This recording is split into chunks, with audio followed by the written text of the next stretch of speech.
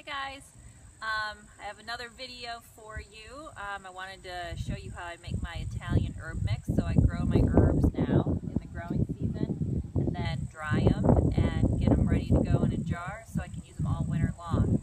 I do this pretty much because I like the flavor better, and the herbs that I get off the store shelves sometimes taste stale to me, so I prefer this way. So I wanted to start it off by showing you my basil plant, well, one of my probably dozen basil plants, but how to properly clip it so that you don't kill your basil plant. First of all, you don't just want to take the leaf like many people do and like this. This would be like a no-no if you're harvesting your own basil plant. The plant will just kind of get spindly, get really tall, probably die. So what you want to do is you want to find a place where, I don't know if you can see, but where like see where these kind of two leaves are coming together off the side. You want to make sure that you clip it right above that place. That way two new stems will grow from that point and make your basil plant a little bit bushier. And let's do that again. So let's find another place. Like down here is a good place. See where these two stems are coming off the main stem right here? Okay, right above that point is where I'm going to clip it so that I can keep my basil plant going for another few months. Oh, that's pretty tough. There we go. Alright, and I'm going to just walk right over here and harvest a little bit of my thyme, which is easy. Just come down here, grab a handful, and I snip it off. And do a little bit more. Okay, there's my thyme, and we're gonna go up on the deck and get some oregano and parsley. Okay, so now we're on the deck. I already have my thyme and my basil that I have for my Italian herb mix, and I keep my parsley up here so it's close to the kitchen, but down here I've got some Italian parsley, and I'm just going to clip this off, put in our colander there. This grows back quite quickly, so it actually likes to be trimmed. Alright, there we go. We've got some Italian parsley. And my oregano is actually shorter than what I like it to be, but I've been hacking away at it all summer that this is the best I've got right now. So I'm going to go a little bit closer to the soil than I normally would to get a decent amount. Let me go get a little bit more. Here's some taller pieces. I have some thyme in there and basil in there. All these herbs grow really, really well together. And I like them to keep them close to the kitchen, because oftentimes I'll be in the middle of the recipe and think, oh, fresh oregano would be amazing in that. Let me go cut some. Alright, here we go. That'll have to do for now. Alright, so there are 4 herbs that I generally use. Now sometimes I will throw in a rosemary, but I make a separate herb mix that has rosemary in it, because there are times when I'm cooking that I don't really want the rosemary in. But we've got our thyme, our basil, parsley, and our oregano. Alright, so now we're going to go inside. Okay, so we're back, and I have my little bouquet of herbs here. And what I do when I dry these for the herb mix is I just kind of gather them all together, because they're all going to go in the same jar. And I just take a piece of kitchen twine and tie it all together. Let me see here. Kind of have it upside down. There we go.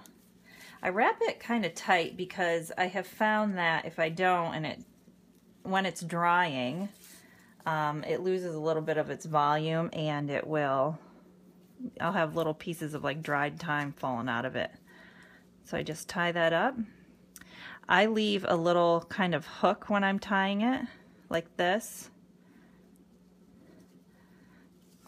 so that I can then take this bouquet of herbs, and I actually have a hook hanging from my ceiling that I put it on. And that's where my herbs dry.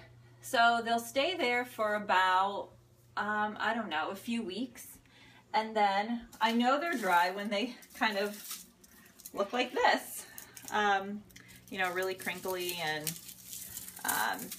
able to flake a lot, and they don't look pretty at all. That's when it's time to turn them into the herb mix. So on my cutting board here, I have the same herbs that we just cut from the garden. Fast forward a few weeks, so I've got basil and parsley and some thyme down here and some oregano. And to show you how easy it is, you literally just, once you have the stem, which is now really brittle, you just have to kind of run it through your fingers and it comes right off. So this part obviously you're throwing out, and I'm keeping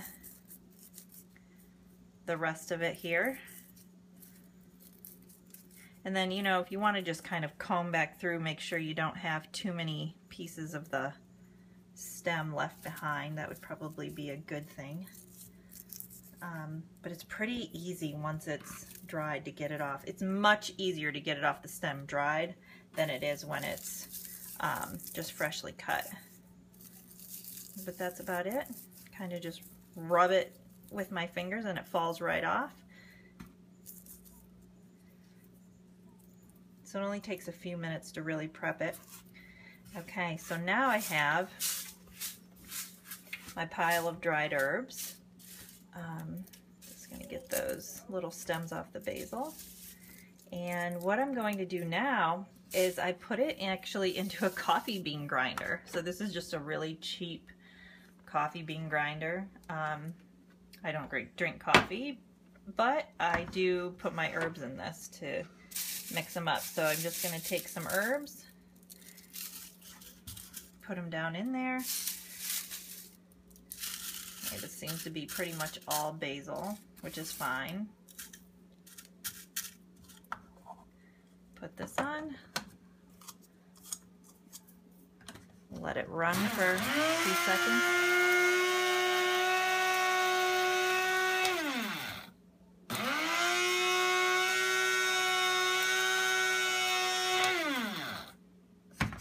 Okay, so let me open this up and show you what it looks like. So you can either leave it like that or go at it again, which I'm going to do because I like mine a little bit finer.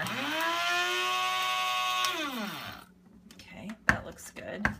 Then what I'm going to do is put this in a bowl, and I'm going to grind down the rest of those, and then I'll be back in a second to finish up.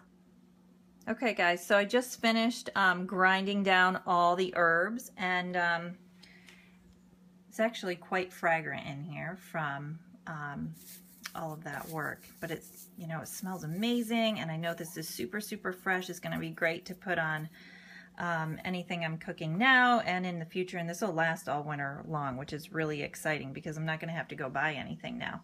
I always put it into one of these Pyrex measuring cups because it's got the pour spout on the end, and that way I can just throw it into my jar here. So this is my Italian herb jar, one of many, and I just have it labeled with one of those cute little chalk labels, and I just kind of, whoops,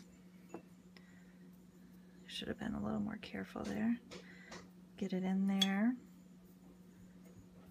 I'll get it off the cutting board later.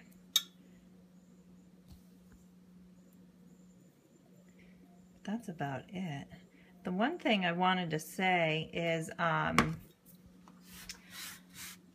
you know, if you just have one or two of these herbs, just do that. I mean, if you have all four, that's great. Or do whatever mix you want. Like sometimes I'll put sage in. Like I said, I sometimes use rosemary. But if you just have basil, just make a mix of basil. You'll be amazed at how much better tasting the dried herb is when you make it yourself than when you buy it in the store. And the other thing I wanted to mention is that I don't measure anything. I just kind of figure out what looks like equal parts to me. Don't get crazy with, oh, I need like a half a cup of basil leaves and a quarter cup of thyme. Who cares? Just throw it all in there. It tastes amazing anyway. You can also put this in little dishes with olive oil, and you've got a nice bread dip. You know, like I said, I put it on everything that I cook pretty much I'm grabbing for like an Italian seasoning. So this is really, really versatile. I hope you can take a few pointers away from this. If you have any questions, email me or comment, and I will get back to you.